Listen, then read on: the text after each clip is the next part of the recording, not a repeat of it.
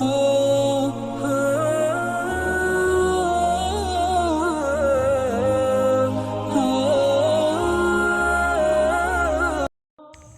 اندھا بھکاری تھا جو اپنی آنکھیں چھپائے رکھتا تھا۔ اس کا سوال کرنے کا انداز بڑا عجیب تھا۔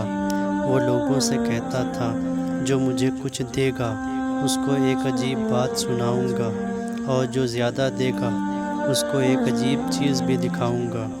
ابو اسحاق ابراہیم رحمۃ اللہ علیہ فرماتے ہیں، کسی نے اس کو کچھ دیا تو میں اس کے پاس کھڑا ہو گیا۔ اس نے اپنی آنکھیں دکھائی، میں یہ دیکھ کر حیران رہ گیا۔ اس کی آنکھوں کی جگہ 2 سوراخ تھے جس سے آر پار نظر آتا تھا۔ اب اس نے اپنی داستان سنانی شروع کی۔ اس اندھے بھکاری نے کہا، میں اپنے شہر کا نامی گرامی کفن چور تھا اور لوگ مجھ سے بے حد خوف زدہ رہتے تھے۔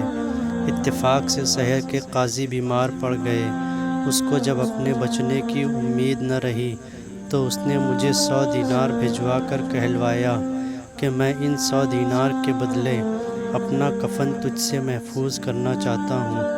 میں نے حامی بھر لی۔ اتفاقاً وہ تندرست ہو گیا، مگر کچھ عرصے کے بعد پھر بیمار ہو کر مر گیا۔ میں نے سوچا کہ وہ عطیہ تو پہلے مرض کا تھا، لہٰذا میں نے اس کی قبر کھود ڈالی۔